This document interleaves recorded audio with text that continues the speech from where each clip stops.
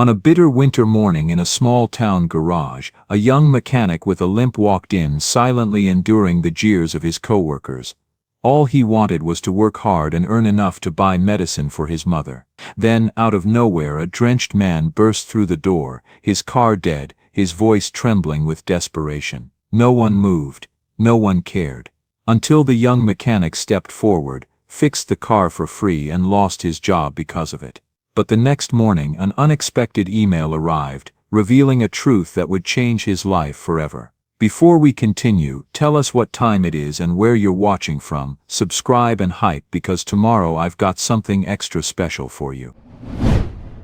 The morning shift at Hamilton Auto Works started the same way it always did, with the metallic clang of tools hitting concrete and the sharp smell of oil mixing with coffee from the break room. Eli Carter arrived at 6:45, 15 minutes early like always, his right leg dragging slightly as he made his way through the side entrance. 22 years old, and he'd been working here for 3 years. Long enough to know every sound the garage made, every crack in the floor, every stain on the walls. Long enough to know exactly where he stood. The accident had happened when he was 7. A drunk driver ran a red light while Eli was crossing the street with his mother. She pulled him back just in time to save his life, but not fast enough to save his leg. The doctors did what they could. Physical therapy helped. But the limp never went away, and neither did the pain on cold mornings or after long shifts. He moved slower than the other mechanics. His hands were just as skilled, maybe more so, but getting down under a car took him twice as long. Getting back up took even longer. "Morning, Limpy," called out Jake from across the shop floor. He said it with a grin, like it was just a nickname, just a joke between coworkers. Eli nodded back. Morning. He'd learned not to react. Learned that saying something would only make it worse, make them think he was sensitive, couldn't take a joke. So he said nothing, just pulled on his work gloves and checked the job board. 2 oil changes, 1 brake job, 1 diagnostic, all assigned to other mechanics. "Carter," a voice called from the office doorway. Martha Klein, branch manager, mid-40s, always dressed like she was about to meet with corporate. She motioned him over with one finger. He limped across the garage floor, aware of the eyes following him. Martha didn't look up from her clipboard. "We've got a fleet inspection coming in this afternoon. I need you to prep the alignment bay, clean it, organize the tools, make sure everything looks professional." "I can handle one of the diagnostics," Eli said quietly. "I finished yesterday's work early." "The alignment bay, Carter." She finally looked at him, her smile tight and practiced. "We all have our roles here. Yours is important too." He knew what she meant. She'd said it before, in different ways. During the company diversity meeting last month, she'd actually put her hand on his shoulder and told the visiting executives, "We believe in giving opportunities to everyone." Eli here is proof of that. Like he was a charity case, like his presence made them look good. "Yes, ma'am," he said. As he turned to leave, he heard her voice drop to a murmur, talking to Lisa at the front desk. He wasn't supposed to hear. But the acoustics in the garage carried everything. "We need him for the optics, you know. Corporate loves that we're inclusive. But between you and me, we can't put him on anything time sensitive." Lisa's response was too quiet to hear, but Martha's laugh was clear enough. Eli kept walking. He grabbed a broom and a rag and headed to the alignment bay. His leg throbbed with each step. The work was mindless: sweep the floor, wipe down the equipment, organize the tools by size. It was the kind of work they gave to new hires on their first day, not to someone who'd been here for 3 years, who'd studied automotive technology at community college, who knew engine systems better than half the guys out on the floor. But this was the deal. This was the price. Through the bay window, he could see the other mechanics working. Travis was under a BMW, headphones in, taking his time. Marcus was talking to a customer, explaining something about transmission fluid with the easy confidence of someone who knew he belonged there. Jake was in the pit, probably scrolling through his phone.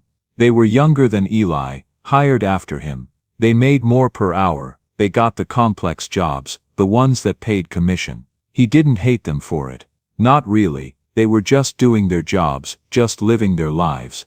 It wasn't their fault the world worked this way. "Hey Carter," Travis called out during the lunch break. You gonna eat that sandwich or just stare at it?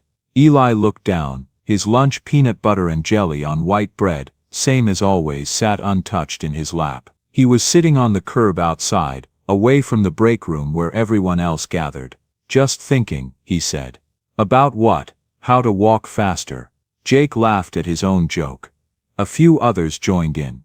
Eli took a bite of his sandwich, chewed, swallowed. Travis seemed to realize the joke had gone too far. Hey man, we're just messing with you. You know that, right? Yeah, Eli said. I know, but he also knew that every joke had truth in it. Every laugh reminded him that he was different, slower, less, that they saw him as someone to pity or mock, never as an equal. He finished his lunch in silence, watching the cars pass by on the street. Yellow cabs, delivery trucks, business people in their sedans rushing to wherever they needed to be. Everyone moving fast, going somewhere important. His phone buzzed, a text from his mother. How's work, baby? Don't forget to eat. He typed back quickly. Work's good, mama. Just had lunch. How are you feeling? The reply came a minute later. Good day today. The new medicine is helping. Don't worry about me. But he did worry. She lived 4 hours upstate in their small hometown, in the house where he'd grown up. She had arthritis now, bad enough that she couldn't work anymore. The medicine she mentioned cost $200 a month, even with insurance. Her Social Security barely covered rent and utilities. Everything else, the medicine, the groceries, the repairs when something broke, that was on him. That's why he stayed at Hamilton Auto Works. He sent money home every other Friday, $300 when he could manage it, $250 when the month was tight. It wasn't much, but it was everything. Carter, break's over. Martha's voice cut through his thoughts. He stood up, his legs stiff from sitting, and limped back inside. The afternoon was more of the same. Cleaning, organizing, staying out of the way while the real mechanics did the real work. He told himself it was fine, that having a job at all was something to be grateful for, that plenty of people had it worse. But sometimes, late at night in his room, he let himself imagine something different. A garage of his own. Small maybe, just 2 or 3 bays. A place where he could work at his own pace, where he could hire people who actually needed a chance, not for optics, but because everyone deserved to earn a living with dignity. He'd even picked out a name, Carter's Auto, simple, honest. But it was just a dream. He had $4,000 saved up, tucked away in a savings account that earned almost nothing in interest.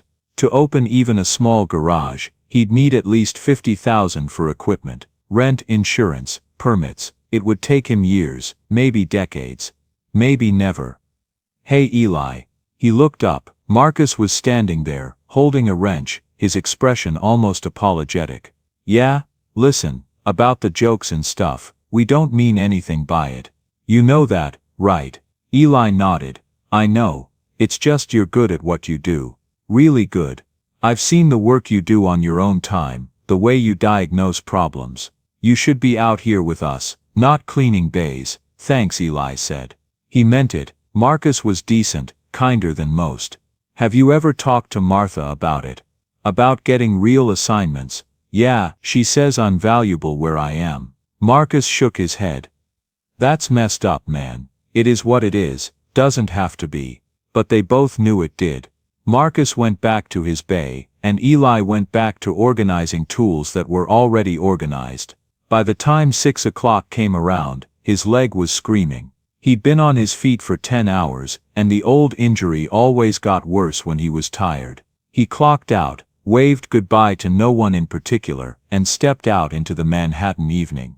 The city was loud and bright and moving, always moving. He started the walk back to the boarding house, 16 blocks north and 3 blocks west. His limp was more pronounced now, each step a small negotiation with pain. People passed him on the sidewalk, fast and focused, their eyes on their phones or the distance ahead. Nobody looked at him. Nobody slowed down. That was fine. He preferred it that way. Mrs. Thompson's boarding house was a narrow brownstone squeezed between a bodega and a dry cleaner. 5 rooms, shared bathroom on each floor, kitchen privileges if you cleaned up after yourself. His room was on the third floor, barely big enough for a twin bed, a dresser, and a small desk where he kept his books on engine repair. Mrs. Thompson herself was usually in the front parlor, watching her evening shows. She was 70-something. A widow who turned her home into a boarding house after her husband died. She charged fair rent and didn't ask too many questions. In his room he sat on the edge of the bed and slowly unlaced his boots. His right foot was swollen, the ankle puffy and hot to the touch. He massaged it gently, wincing. Tomorrow would be the same, and the day after that, and the day after that. But he'd get through it. He always did. He pulled out his phone and texted his mother. "Love you, Mama. Sleep well." Her reply came quickly. "Love you too, baby. So proud of you." He stared at those words for a long time. Then he turned off the light and lay back on the bed, staring at the ceiling, listening to the sounds of the city outside his window, sirens and voices and the distant rumble of the subway beneath the street. Somewhere out there, people were living different lives, easier lives, lives where they didn't have to prove their worth every single day, where their bodies worked the way they were supposed to, where kindness wasn't something to be rationed carefully. But this was his life, and he'd make it work. He had to.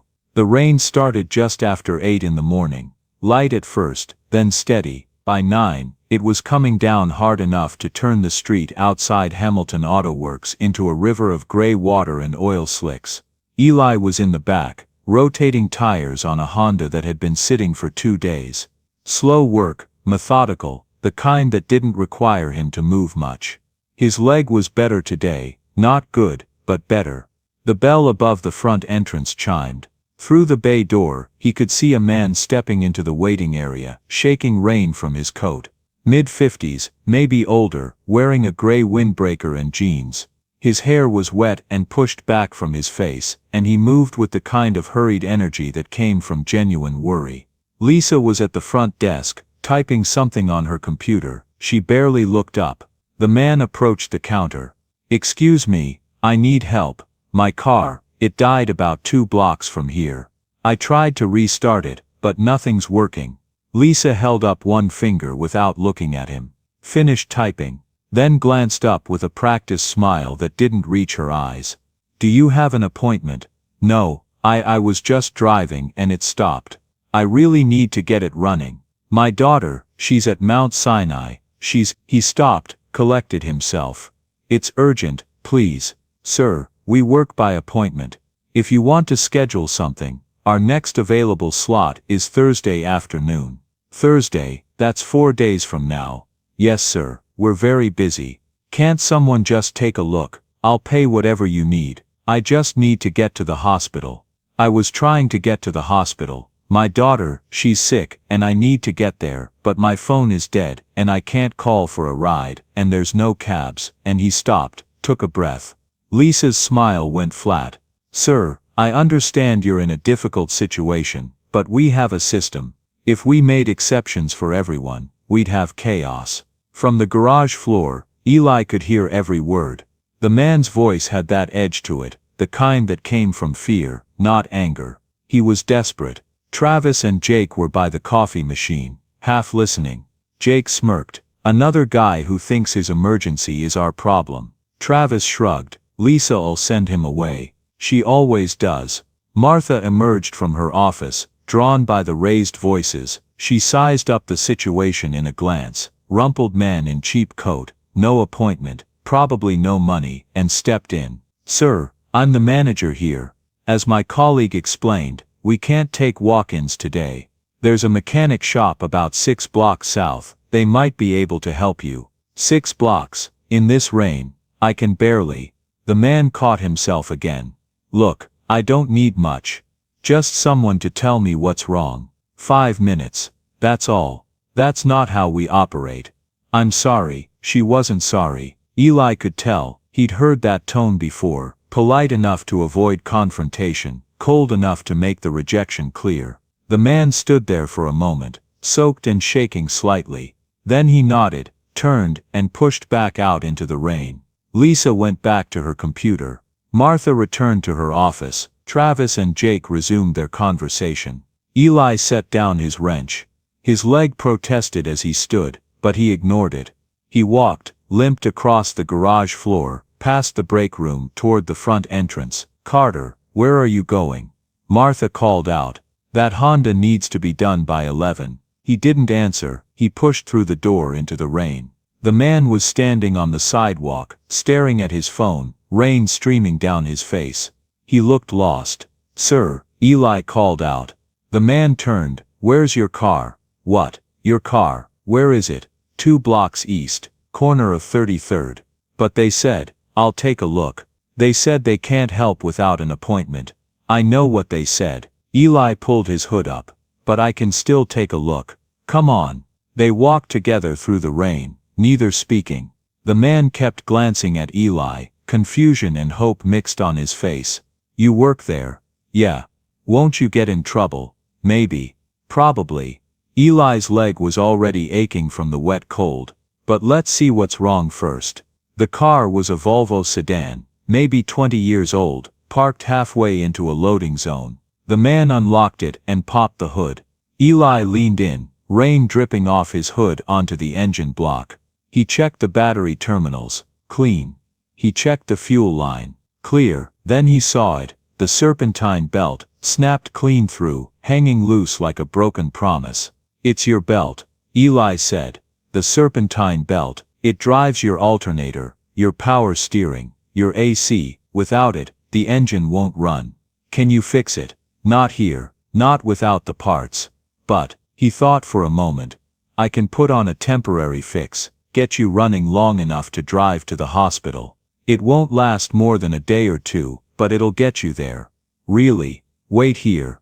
Eli walked back to Hamilton Auto Works, his limp more pronounced now, pain shooting up from his ankle with each step. He went straight to the parts inventory in the back, found a belt that was close enough in size, and tucked it under his jacket.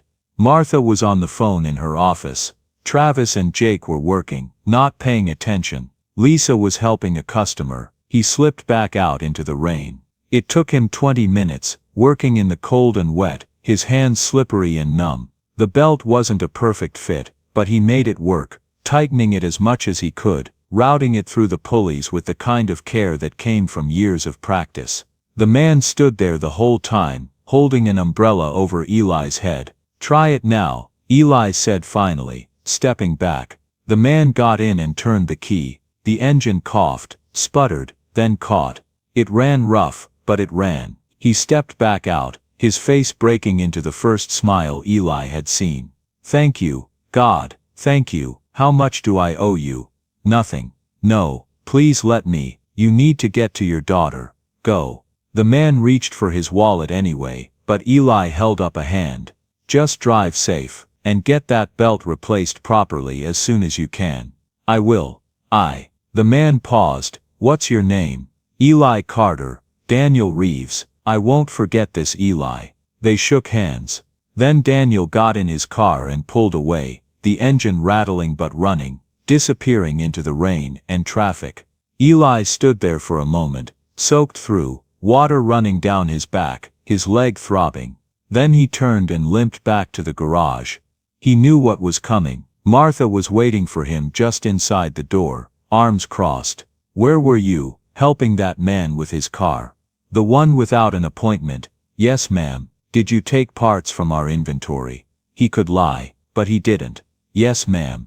Her face went hard. "Come into my office, now." He followed her, aware of the eyes on him. Lisa, Travis, Jake, Marcus, all watching. Martha closed the door and turned on him. "Do you have any idea what you just did?" "I helped someone." "You stole from company inventory. You took on work without authorization. You ignored direct instructions from both me and the front desk." He needed help. His daughter's in the hospital. "I don't care if his daughter is the Queen of England. We have rules, Carter. Rules that keep this business running. You don't just get to do whatever you want, because you feel sorry for someone." "I didn't charge him anything. I didn't use company time. I did it on company property. Everything you do here is company time." She leaned forward, her voice dropping. "You know what your problem is. You think being nice makes you special. You think limping around here, being humble and helpful, means you're better than everyone else. I don't think that. Yes you do, you think you're some kind of saint, but you know what you really are. She smiled, thin and cold. You should remember why you were hired, Carter. You're good for our image, not for our deadlines. Because when corporate comes around and asks about our diversity numbers, we can point to you and say, look, we employ people with disabilities, we're so compassionate. The words hit harder than any insult Jake or Travis had ever thrown at him. But here's the truth, Martha continued. We don't actually need you. We keep you around because it's good PR. And if you can't even follow basic rules, then we don't even need you for that. Eli stood there, water dripping from his clothes onto her carpet, and said nothing. You're fired, Carter. Effective immediately. The words hung in the air. You can collect your things and go. Eli didn't move at first. He stood there in Martha's office, water pooling around his feet, trying to process what had just happened. Fired. 3 years. Gone. Just like that. Did you hear me? Martha's voice was sharp. You're done. Get your stuff and leave. He found his voice. Can I at least finish out the day? You're done now. I'm not risking you taking anything else that doesn't belong to you. I wasn't stealing. I don't care what you call it. Leave, now. Through the office window, he could see the garage floor. Travis had stopped working and was watching. So was Jake. Lisa pretended to be busy at her computer, but her eyes kept darting toward the office. Marcus met his gaze and looked away quickly. Eli turned toward the door. And Carter. Martha called after him. Don't use us as a reference. I'll make sure everyone knows what you did here. He didn't respond, didn't trust himself to speak. He just walked out of the office, across the garage floor, toward the small locker where he kept his personal tools. The walk felt longer than it should have. Every step echoed in the sudden quiet. The rain hammered on the garage roof, loud in the absence of conversation. He opened his locker. His spare work gloves, a sweatshirt, a thermos his mother had sent him for Christmas. A photograph of her taped to the inside of the locker door, smiling in the garden behind their house. He took the photo carefully, slipped it into his jacket pocket. Hey Eli. It was Marcus, voice low. That's messed up, man. What she did. It's not right. Eli packed his tools into his bag. Wrenches, sockets, a diagnostic scanner he'd bought himself because the shop's was always in use. Everything he'd accumulated over 3 years, fitting into one canvas bag. You were just trying to help, Marcus continued. We all saw that. Yeah, maybe you should talk to HR or something. File a complaint. Eli almost laughed. HR worked for corporate, and corporate cared about one thing: protecting the company. A mechanic with a limp who'd taken inventory without permission. He wouldn't stand a chance. It's fine, he said. It's not fine. But it was what it was. Eli zipped up his tool bag and slung it over his shoulder. The weight made his bad leg buckle slightly, and he had to catch himself against the locker. Travis called out from across the floor. Hey, sorry man. For real. Eli nodded, didn't look at him. Jake said nothing. Neither did Lisa. He walked toward the exit, past Martha's office. She was back on her phone, already moving on, already forgetting. The bell above the door chimed as he stepped out into the rain. It was coming down harder now, heavy drops that hit like tiny hammers. He pulled his hood up and started walking. No destination in mind, just away from Hamilton Auto Works, away from Martha's voice, away from the eyes that had watched him pack up his life into one canvas bag. The tool bag dug into his shoulder, his legs screamed with each step, water soaked through his jeans, his boots, ran down his neck and back. He'd been walking for maybe 10 minutes when he realized he didn't even know where he was going.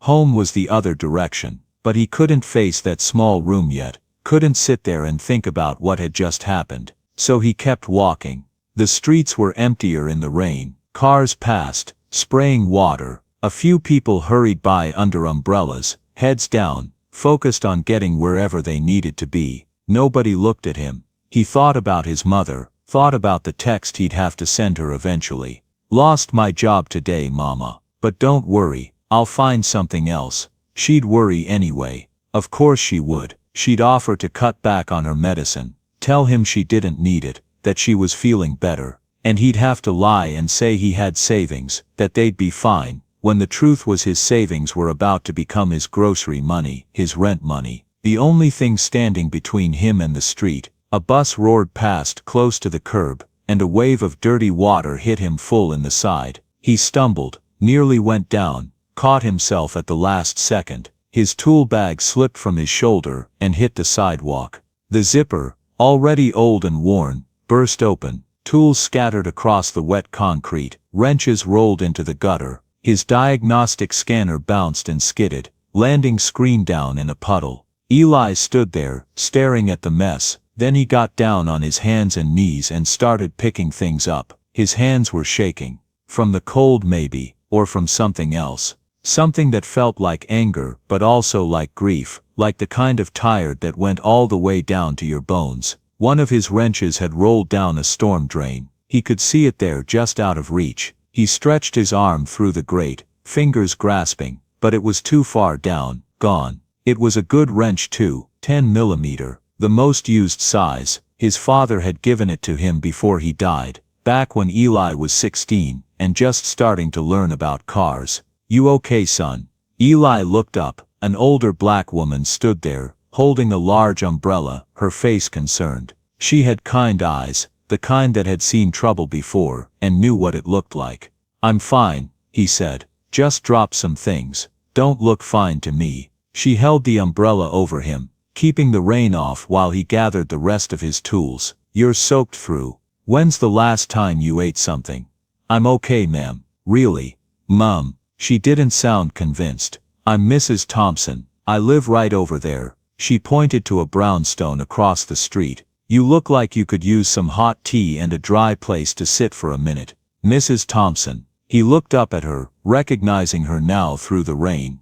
"It's me, Eli. I live on your 3rd floor. Her expression shifted from concern to recognition to something deeper. "Oh baby, what happened?" "Lost my job." She didn't ask why or how, just nodded slowly. "Come on, let's get you inside. I don't want to trouble you." "You're not trouble, you're family. Now come on before you catch pneumonia." She helped him to his feet, steadied him when his bad leg almost gave out. Together they crossed the street and climbed the steps to the brownstone. Inside the house was warm and smelled like someone had been baking earlier. She led him to the kitchen and pointed to a chair. "Sit, take off those wet things." He sat, shrugged off his jacket, unlaced his boots with stiff cold fingers. "Mrs. Thompson put a kettle on the stove and pulled down 2 mugs. "You want to talk about it?" "Not much to say. I helped someone. My boss didn't like it. Now I'm here." "You helped someone, and got fired for it?" "Yes, ma'am." "Then your boss is a fool." She dropped tea bags into the mugs. "The world needs more people willing to help, not fewer." "Doesn't feel like it right now." "I know it doesn't, but that feeling's just hurt talking. It'll pass." The kettle whistled. She poured hot water into both mugs, added honey to one and sugar to the other, then brought them to the table. "Drink, warm up, then you can go upstairs and rest." He wrapped his hands around the mug, letting the heat seep into his numb fingers. The tea was strong and sweet, exactly what he needed. Mrs. Thompson sat across from him, her own mug cradled in her weathered hands. She didn't say anything else. Didn't need to. Sometimes silence was its own kind of comfort. After a while, he finished his tea and stood. "Thank you, Eli." He turned. "You're gonna be okay. You're a good man." Good men land on their feet. Might take time, but you will. He wanted to believe that. He really did.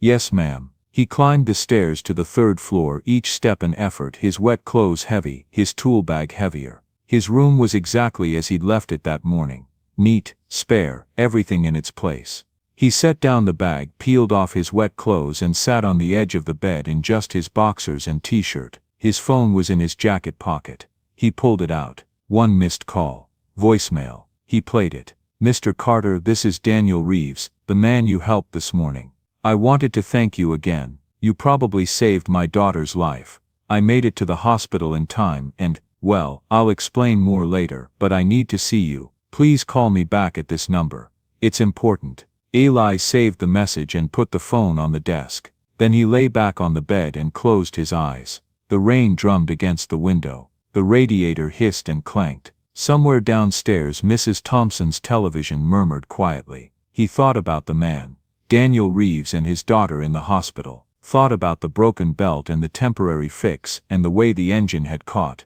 rough but running. At least he'd done that. At least one thing had gone right today. His phone buzzed. A text from his mother. "Good night, baby. Talk tomorrow. Love you." He stared at the message for a long time. Then he typed back, "Love you too, Mama." He didn't tell her about losing his job. Not yet. Tomorrow would be soon enough for bad news. He turned off the phone and rolled over facing the wall. Outside, the rain kept falling, washing the city clean, carrying everything away, dirt and oil and the last traces of the day he'd just lived through. Sleep didn't come easy, but eventually it came. And with it, dreams of a garage that didn't exist yet, where the sign over the door read Carter's Auto, and inside everyone who walked through that door was treated like they mattered, even if it was just a dream, especially because it was just a dream. Eli woke to pale gray light filtering through his window. For a moment, still half in sleep, he thought it was a normal morning. Thought he needed to get up, get dressed, head to Hamilton Auto Works for the early shift. Then he remembered. He lay there staring at the water-stained ceiling, listening to the sounds of the boarding house waking up, Mrs. Thompson moving around downstairs, someone in the bathroom running water, the radiator clanking to life, no job to go to, no income. Rent was due in 12 days. His phone sat on the desk, dark and silent. He'd turned it off last night, couldn't deal with any more messages or calls. Now he reached for it, powered it on. 7:32 a.m., Thursday. 3 texts from his mother. "Morning, sweetie. Don't forget to eat breakfast. Call me when you have time. Love you." He'd have to tell her today. Couldn't put it off any longer. 2 missed calls, both from the same number. The one, Daniel Reeves, had left a message from yesterday. Eli sat up slowly, his legs stiff and sore from yesterday's cold and wet. He needed to shower, needed to eat, needed to start looking at job listings online. But first, he should probably call this Daniel guy back. At least thank him for checking in. Let him know everything was fine. Except everything wasn't fine. He dialed the number. It rang twice, then a voice answered. "Eli, is that you?" "Yes, sir. This is Eli Carter. You called yesterday." "I did. Thank you for calling back. Listen, I know you must be wondering why I'm reaching out, but I need to see you in person. Can you come to my office today?" "Your office?" "Reeves Tower, 47th floor. Do you know it?" Eli knew it. Everyone in Manhattan knew Reeves Tower. A gleaming glass building in Midtown, one of those places where the rent for a single floor probably cost more than his entire neighborhood. "Mr. Reeves, I appreciate you wanting to thank me, but you don't have to. This isn't just about thanking you. Please, it's important. Can you be here at 10? Eli looked around his small room, at the empty space where his work uniform used to hang, at the tool bag still damp from yesterday's rain. What did he have to lose? "Yes, sir, I can be there."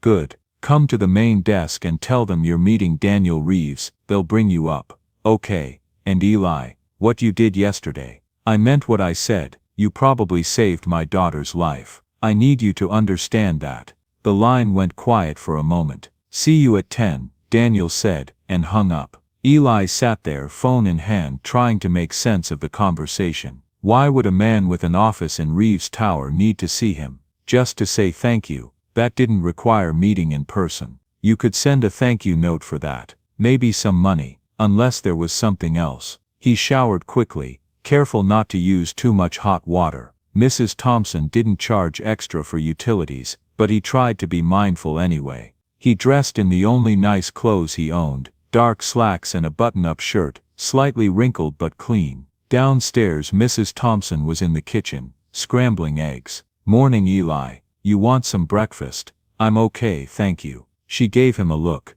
"You're not okay. You didn't eat dinner last night, and I know you don't skip meals, unless something's wrong. Sit, eat." He sat. She put a plate in front of him. Scrambled eggs, toast, 2 strips of bacon, more food than he usually ate in the morning.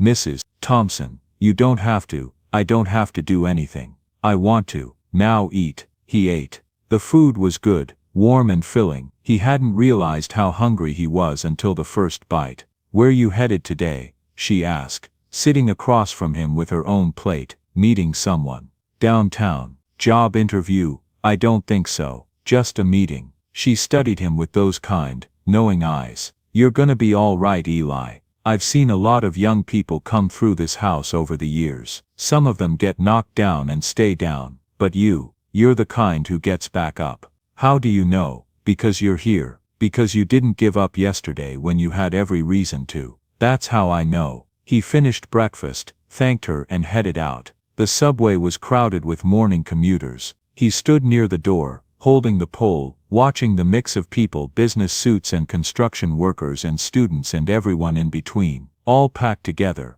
all going somewhere. He got off at 42nd Street and walked the rest of the way. His leg was doing better today, less pain, more stability. Reeves Tower rose up like a monument to money and power, all glass and steel catching the morning light. The plaza out front had a fountain and carefully maintained flower beds. Security guards in crisp uniforms stood by the revolving doors. Eli felt out of place immediately. He pushed through the doors anyway. The lobby was enormous, marble floors polished to a mirror shine, ceiling 3 stories high. People moved through it with purpose, their shoes clicking, their voices echoing. He approached the main desk, where a woman in a perfect suit sat behind a perfect computer. "Can I help you?" "I'm here to see Daniel Reeves. My name is Eli Carter. I have a 10 o'clock. She checked her computer, nodded. "Yes, Mr. Carter. Mr. Reeves is expecting you. Take elevator bank C to the 47th floor. Someone will meet you there." "Thank you." The elevator was glass-walled, offering a view of the city as it rose. Eli watched Manhattan spread out below him, buildings and streets and tiny cars, and tried not to think about how high up he was. The doors opened on the 47th floor into a reception area that looked like something from a magazine. Everything was clean lines and expensive furniture and artwork that probably cost more than his yearly salary, former salary. A young man in a tailored suit stood waiting. "Mr. Carter, I'm James, Mr. Reeves's assistant. Please follow me." They walked down a hallway lined with conference rooms and offices. Through the windows, Eli could see people in meetings, people on phones, people staring at multiple computer screens. James stopped at a large wooden door, knocked twice. "Come in," a voice called. The office inside was massive. Windows on 2 walls, a desk the size of Eli's entire room, bookshelves and art, and a sitting area with leather couches. Daniel Reeves stood by the window, looking out at the city. He turned as Eli entered, and his face broke into a genuine smile. "Eli, thank you for coming." He crossed the room and shook Eli's hand warmly. "Please, sit." Eli sat on one of the leather couches. Daniel sat across from him, leaning forward, elbows on his knees. "How's your daughter?" Eli asked. Daniel's expression softened. "She's stable. The doctors say she's responding well to treatment. Thanks to you I got there in time to see her before her surgery. She's strong, but cancer doesn't care how strong you are. I'm glad she's okay. She asked about you. I told her what you did. She wants to meet you someday, when she's better." "You didn't have to tell her." "Yes, I did. She needs to know there are still good people in the world." Daniel sat back. "Which brings me to why I asked you here." He pulled out his phone, tapped something, then turned the screen toward Eli. It was a video. Security camera footage from Hamilton Auto Works. The timestamp showed yesterday morning. Eli watched himself help Daniel at the front desk, watched Lisa dismiss him, watched himself walk out into the rain. "I had someone pull the full footage," Daniel said. "I wanted to see what happened after I left." He swiped to another video. This one showed Eli returning to the garage, soaked, showed him getting called into Martha's office. No audio, but the body language was clear enough. Martha pointing, gesturing, her face hard. Eli standing there taking it. Then the final scene, Eli packing his tools, walking out. "They fired you," Daniel said quietly, "for helping me." "Yes, sir."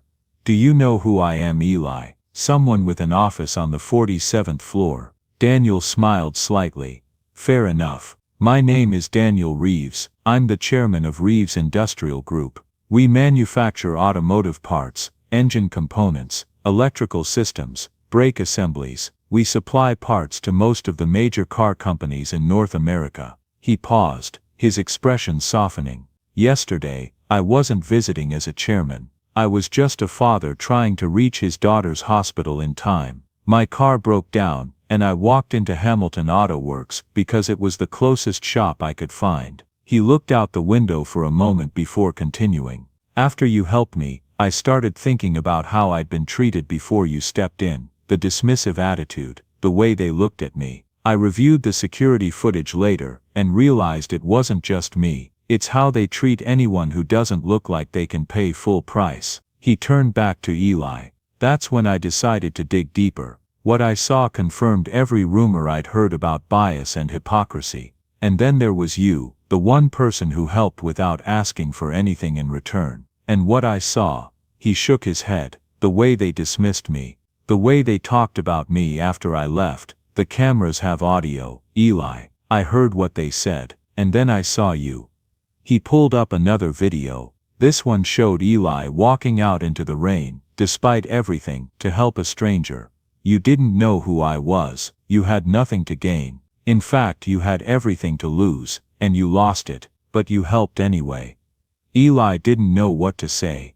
That's the kind of person I want in my companies, Daniel continued. Someone who does the right thing even when it costs them. Someone who treats people like they matter, not because it looks good on a report, but because it's the right thing to do. He stood and walked to his desk, picked up a folder, and brought it back. I'm not just here to thank you, Eli. I'm here to offer you something. He opened the folder. Inside were documents, forms, papers with official letterhead. Hamilton Auto Works is going to undergo some changes. Martha Klein will be terminated today. So will several other managers who've been documented engaging in discriminatory practices. The company's going to implement real diversity training, real accountability. He pulled out another document. And I want you to come back, not as a mechanic, as lead technical supervisor. You'll oversee the garage operations, mentor new mechanics, establish the culture I want to see. The salary is $75,000 a year, plus benefits, plus a performance bonus. Eli stared at the paper,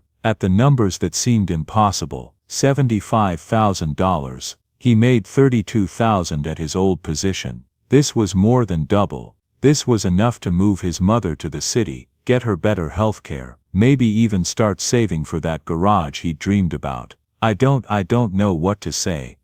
You don't have to decide right now. Take the paperwork home, read it over, think about it. Daniel smiled, but I hope you'll say yes. I think you could make a real difference there. Why me? You could hire someone with more experience, someone with what? A degree from a fancy school. Years of management experience. Daniel shook his head.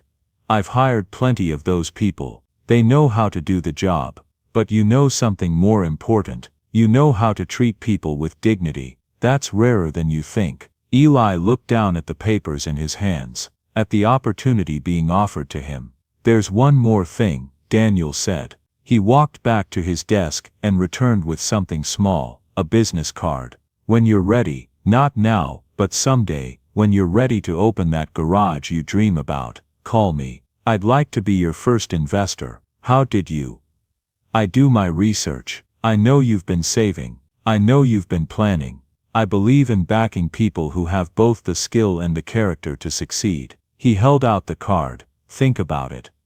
Eli took the card, looked at the name embossed on it, the phone number, the address. Mr. Reeves, I don't know how to thank you. You already did, yesterday in the rain, when you fixed my car. That was thanks enough. Daniel extended his hand. Welcome to the team, Eli. I'm looking forward to working with you. They shook hands, and for the first time in a long time, Eli felt something that had been missing. Hope. The subway ride back to the boarding house felt different this time. The same crowds, the same noise, but Eli saw it all through changed eyes. He clutched the folder against his chest, the papers inside representing a future he'd barely let himself imagine. $75,000 a year, lead technical supervisor. The numbers and the title kept repeating in his mind, not quite real, not quite believable. Mrs. Thompson was watering her plants on the front stoop when he arrived home. She took one look at his face and smiled.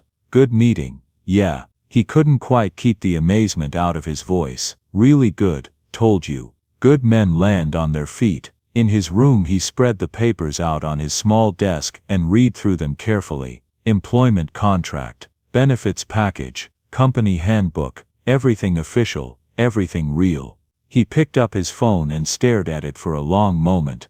Then he called his mother. She answered on the second ring. Eli, baby, is everything okay? Yeah, Mama, everything's okay. He took a breath. Actually, everything's better than okay.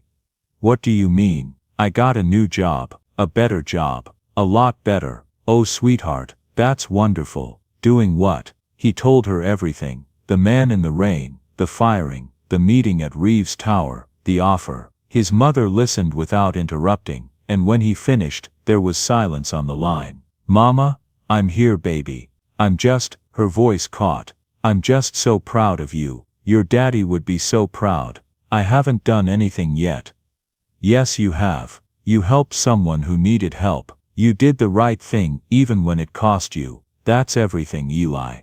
That's what matters. They talked for another hour. He promised to send her money for that new medicine she needed, promised to visit soon, promised that things were finally going to get better. After he hung up, he sat at his desk and looked at Daniel Reeves's business card.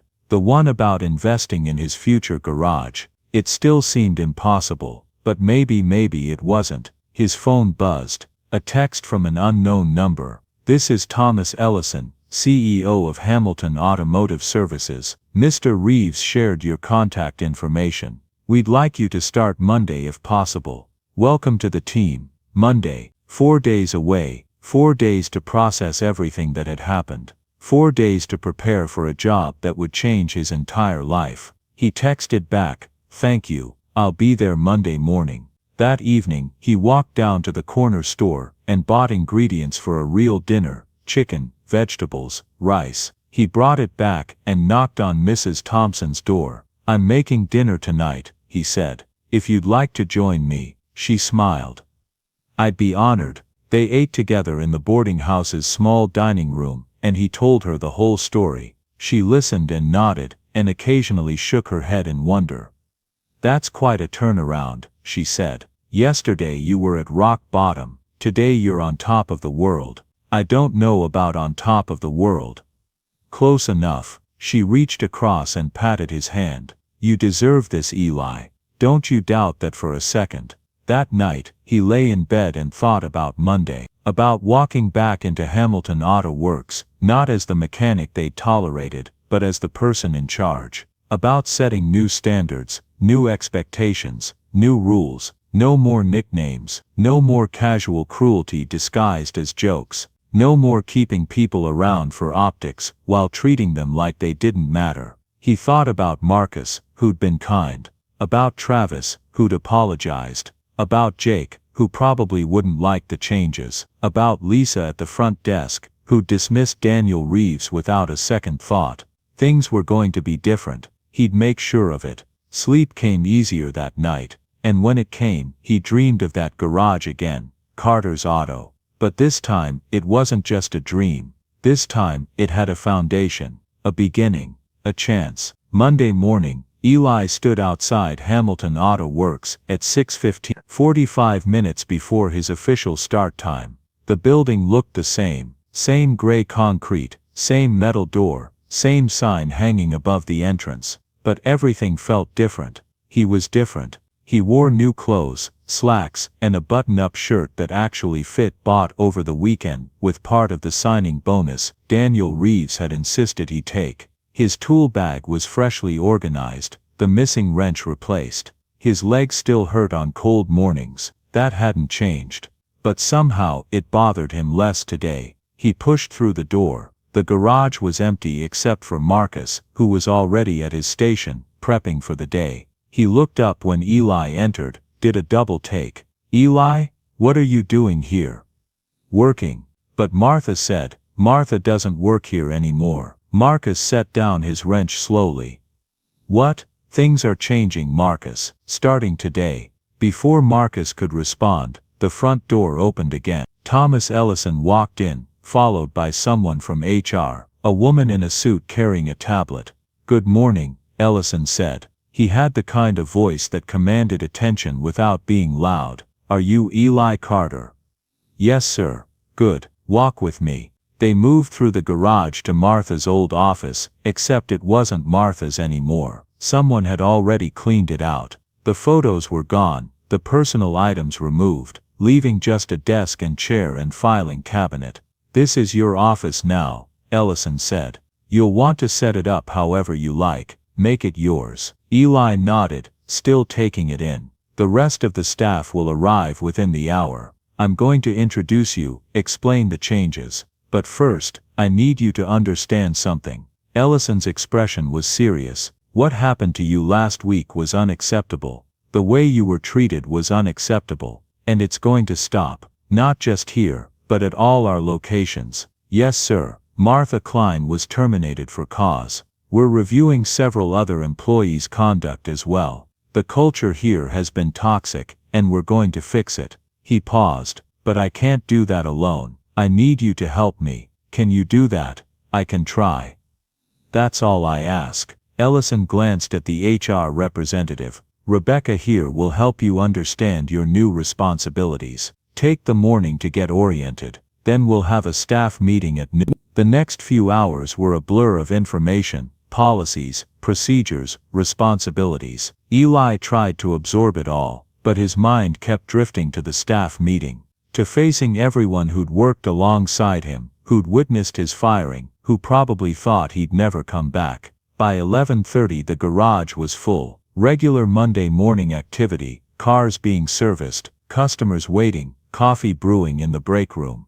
Eli saw Lisa at the front desk. She glanced at him, confusion on her face, then quickly looked away. Travis was under a Honda. Jake was in the parts room. At noon Ellison called everyone to the main floor. The mechanics stopped working. The front desk staff came out. Everyone gathered in a rough semicircle, maybe 15 people total. Ellison stood near the center, Eli beside him. Thank you all for stopping, Ellison began. I'm here today to announce some important changes. First, effective immediately, Martha Klein is no longer with the company. Her position has been filled. Murmurs ran through the group. Second, I want to introduce you to your new lead technical supervisor, Eli Carter. The murmurs got louder. Heads turned toward Eli. Some faces showed surprise. Some showed confusion. Jake's face showed something else, resentment, maybe, or anger. Some of you know Eli already, Ellison continued.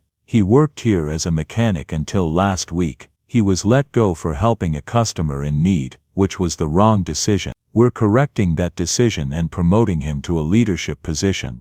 Travis raised his hand. Mr. Ellison, I'm not trying to be disrespectful, but Eli's never been a supervisor before. How's he qualified for this? It was a fair question. Eli didn't blame him for asking. Ellison nodded. That's a good question. Let me answer it this way. Technical skill is important, but it's not everything. Character matters. Integrity matters. How you treat people matters.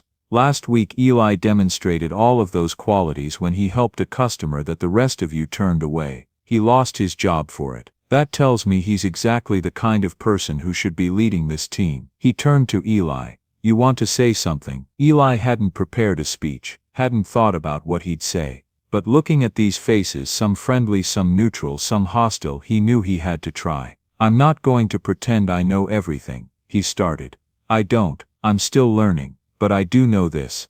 Everyone who walks into this garage deserves respect. Every customer, no matter what they're driving or wearing or how much money they have. And everyone who works here deserves respect, too. He looked at Marcus, then at Travis. No more nicknames that hurt. No more jokes at someone's expense. No more making people feel small so you can feel big. Lisa shifted uncomfortably. If you've got a problem with someone, talk to them. If you see something that's not right, speak up. We're going to be better than we were. We have to be. Jake spoke up from the back. And if we don't want to do things your way, Eli met his eyes. then you're free to work somewhere else. Nobody's forcing you to stay, but if you stay you follow the rules. Same rules for everyone.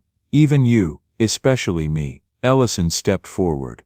All right, that's enough for now. Everyone back to work. Eli, Rebecca, let's talk in your office. The group dispersed slowly, conversations breaking out in low voices. Marcus caught Eli's eye and gave him a small nod. That was something. In his new office, Ellison and Rebecca went over the immediate priorities, reviewing current projects, meeting with each team member individually, establishing protocols. Don't try to change everything at once, Ellison advised. Start small, build trust, show them you're fair. What if they don't listen? Some won't. Not at first, but you keep doing the right thing, and eventually they'll either come around or they'll leave. Either way you win. After they left, Eli sat alone in his office. Through the window he could see the garage floor. People working, cars being fixed. Everything looking normal even though nothing was normal anymore. His phone buzzed. A text from Daniel Reeves. First day. How's it going? Eli smiled and typed back.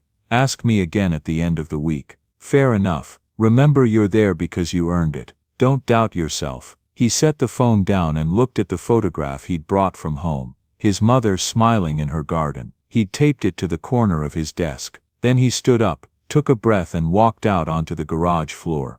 Time to get to work. The first week was harder than Eli expected. Not the technical work, that part he understood. But the people part, the leadership part, that was new territory. Jake barely spoke to him. When he did, his tone was just on the edge of disrespectful, never quite crossing the line into something Eli could officially address. Lisa at the front desk followed the new protocols but did it with obvious reluctance, like each act of courtesy toward a walk-in customer physically pained her. Travis and Marcus were better. They respected the changes, even if they didn't fully understand them yet. On Wednesday afternoon, Eli was reviewing a repair estimate when he heard raised voices from the garage floor. He walked out to find Jake standing over a younger mechanic, Danny, a recent hire, maybe 19 years old, and laughing. Come on, kid, it's not that hard. My grandmother could change a tire faster than you. Danny's face was red. His hands shook as he tried to work. Jake, Eli's voice cut through the noise. Can I see you in my office? Jake's smile faded. I'm in the middle of now. They walked to the office in silence. Eli closed the door. You want to tell me what that was about? I was just joking around with Danny, trying to motivate him. That's not motivation. That's humiliation. He needs to toughen up. This is a garage, not a daycare. Eli kept his voice level. You remember when people called me limpy, when they made jokes about how slow I moved? Jake had the decency to look uncomfortable. That was different. How? I don't know. It just was. No, it wasn't. It was the same thing, making someone feel bad so you could feel superior. And it stops now. You can't control how people talk to each other. Yes, I can. I'm the supervisor. And I'm telling you no more. You want to help Danny get better. Teach him. Show him. Be patient. But don't tear him down. Jake crossed his arms. And if I don't, then you'll be looking for work somewhere else. They stared at each other for a long moment. Finally Jake looked away. Fine. Whatever you say, boss. It's not whatever I say, it's what's right. After Jake left, Eli sat down heavily. His leg was throbbing. He'd been on his feet for 7 hours straight. He rubbed his knee trying to ease the ache. A knock on the door. Come in. It was Danny. The young mechanic stepped inside hesitantly. Mr. Carter, I just wanted to say thanks for standing up for me. You don't have to thank me for that. Yeah, I do. Nobody else would have said anything. They would have just let Jake keep going. How long has he been doing that? Danny shrugged. Since I started 2 months now. But it's okay, I can handle it. No. Eli's voice was firm. It's not okay, you shouldn't have to handle it. You come to work, you do your job, you deserve to be treated with respect. That's the rule now. Danny nodded slowly. The other guys, they said you got fired for helping someone. Is that true?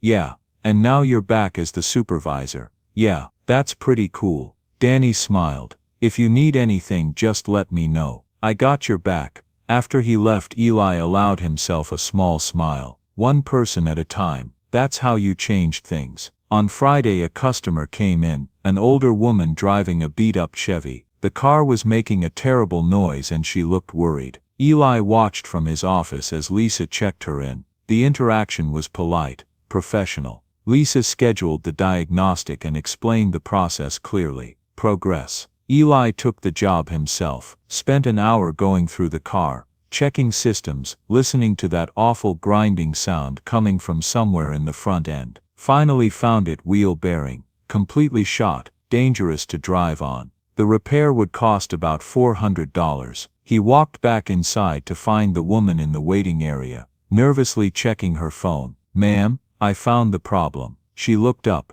"Is it bad?" "It's your wheel bearing. Needs to be replaced. If you keep driving on it, the wheel could lock up or come off entirely." Her face fell. "How much?" "About $400 for parts and labor." She closed her eyes. "I don't have that right now. I can probably get it together by the end of the month." Eli thought about Daniel Reeves, about the help he'd received when he needed it most. "Tell you what, we can do the work today, and you can pay it in installments. $100 now, $100 every 2 weeks until it's paid off. No interest." "Really? You do that?" "Yes, ma'am. Let me just get the paperwork started." Later, as he was finishing up the repair, Marcus came over. "I saw what you did for that lady. The payment plan." "Yeah, that's not standard company policy." "I know, but Mr. Ellison gave me discretion to make exceptions when needed." "She needed help, so I helped." Marcus nodded slowly. "You know, when you first came back as supervisor,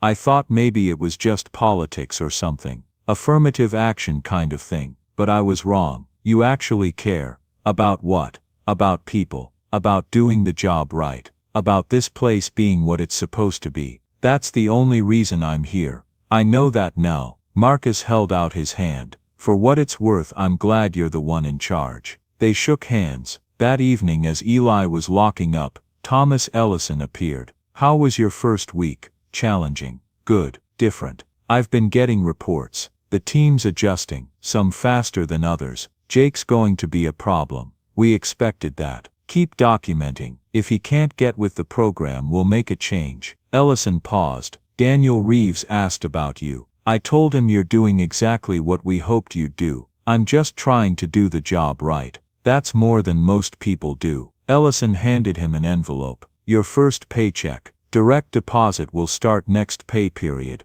but I wanted you to have this one in hand. You earned it." Eli took the envelope. Later, sitting in his room at the boarding house, he opened it. $75,000 divided by 26 pay periods, minus taxes and benefits. Still more money than he'd ever seen in a single check. He called his mother. "Mama, I'm sending you something tomorrow. Extra money. For the medicine and for anything else you need." "Baby, you don't have to." "I want to. Things are different now. Better. You don't have to worry anymore." Her voice caught. "I never stopped believing in you, Eli. Never once." "I know, Mama. I know." After they hung up, he sat at his desk and pulled out Daniel Reeves's business card. The one about investing in Carter's Auto someday. He ran his thumb over the embossed letters. Not yet, but maybe soon. Maybe sooner than he'd thought possible. He fell asleep that night with something he hadn't felt in a long time. Not just hope. Peace. 3 months later, Hamilton Auto Works looked different. Not the building itself, that was still the same gray concrete and metal, but the feeling inside had changed.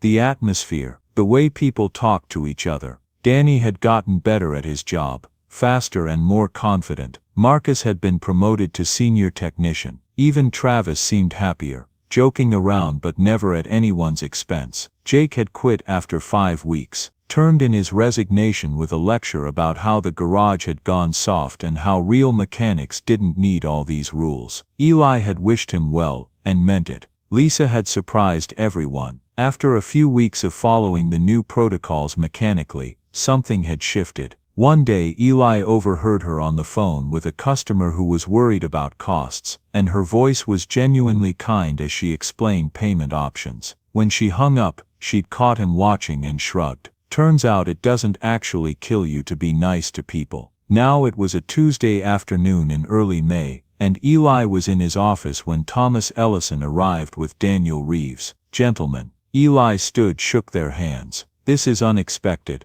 I was in the area," Daniel said. "Thought I'd check in, see how my investment is doing." your investment, in you, in this place, in the idea that businesses can actually do good while doing well. They walked the garage floor together. Daniel stopped to watch Danny working on a brake job, the young mechanic focused and careful. "Who's that?" "Danny, new hire, good kid. He seems confident." "He is now." Took some time but he got there. They moved on, past Marcus's bay, past the alignment rack that Eli used to spend his days cleaning. "Tell me honestly," Daniel said. "How's it really going?" "Better. Not perfect but better. People are learning that respect isn't optional, that everyone matters, not just the ones who fit a certain profile." "Any problems?" "Some resistance at first. One person couldn't adapt, but the rest came around. Turns out most people actually want to work in a place where they're valued." Daniel smiled. "Imagine that." They ended up in Eli's office. Daniel looked at the photograph on the desk. "Your mother?" "Yes, sir. She's proud of you. She tells me that. Probably more than I deserve." "I doubt that." Daniel sat down. "Eli, I'm here because I have a proposal. My company is expanding our service partnerships. We're looking for shops that exemplify the values we want to represent. Hamilton Auto Works is one of them, largely because of what you've built here." He pulled out a folder. "We want to offer you a franchise opportunity. Help you open Carter's Auto. We'll cover the startup costs, location, equipment, initial operating expenses. You'll run it independently, but with our backing and parts contracts. Think of it as a partnership." Eli stared at the folder. "I know it's sudden," Daniel continued, "and I know you've only been in this position for a few months, but I've seen enough. You have the skill, the integrity, and the vision. You're ready, Mr. Reeves.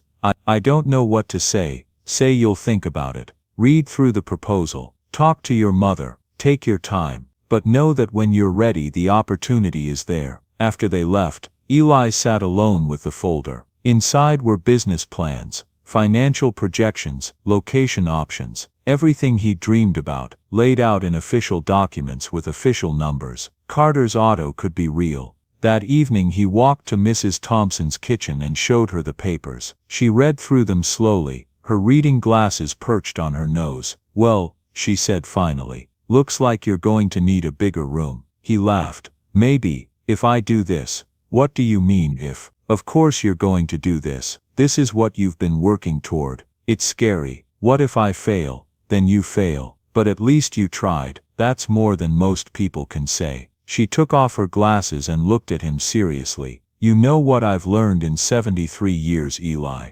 Nobody's perfect. We're all limping along somehow trying our best. But the ones who make it are the ones who don't let fear stop them. The ones who help others even when it costs them. The ones who build something good, even if it's hard." She patted his hand. "You're one of those people. Always have been." That night he called his mother and told her everything. "Oh baby," she said softly, "your daddy would be so proud. He always said you had a gift, not just for fixing things but for seeing people, really seeing them."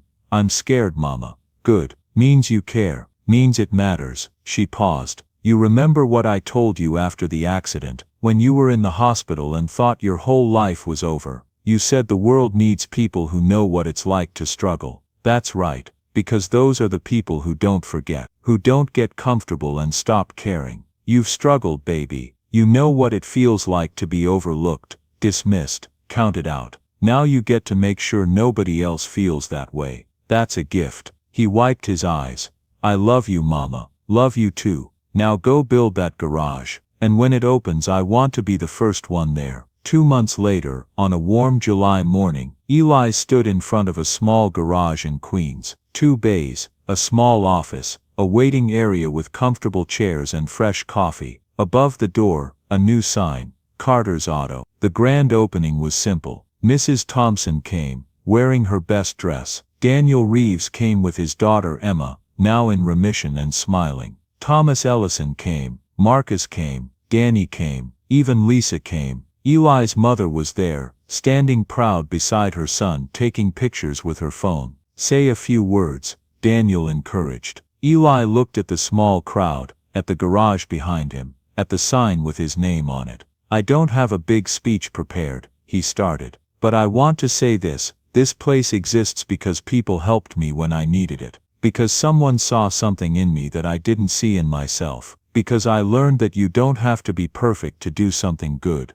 You just have to care. He looked at his mother. Carter's Auto is going to be different. Everyone who walks through that door will be treated with respect. Everyone who works here will be valued. And if you're struggling, if you need help, if you just need someone to see you as a person and not a problem, this is your place. He pulled out a key and unlocked the door. We're open. People filed in, looking around, admiring the clean bays and organized tools and the small framed sign on the wall. Everyone deserves dignity. Everyone deserves respect. Everyone belongs here. Emma Reeves, Daniel's daughter, stopped to read it. She turned to Eli. My dad told me what you did, how you helped him even though it cost you your job. I just did what felt right. That's what makes it matter. She smiled. Thank you for being the kind of person who helps strangers. The world needs more people like you. Later, after everyone had left, Eli stood alone in his garage. His garage. The one with his name above the door. He thought about the journey that had led here. The pain, the rejection, the moments of doubt,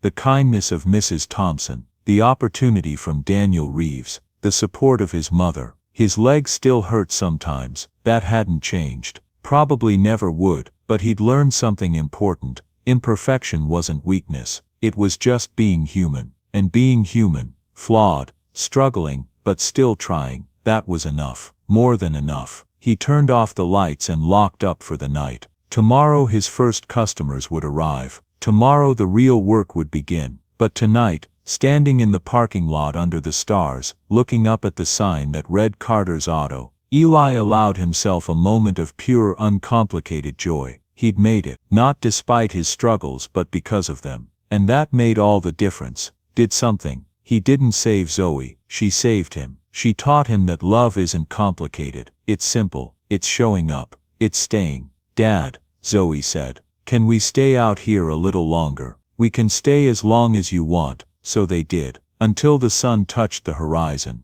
Until it was time to go inside, to their home, to their life, to their family. Not perfect, but theirs. And that made it perfect enough. That's what staying means. Not some grand gesture or dramatic sacrifice, just showing up, day after day, until one day you realize you're not showing up out of obligation. You're showing up because this is where you want to be. This is where you belong. This is home. And that's everything. Join us to share meaningful stories by hitting the like and subscribe buttons.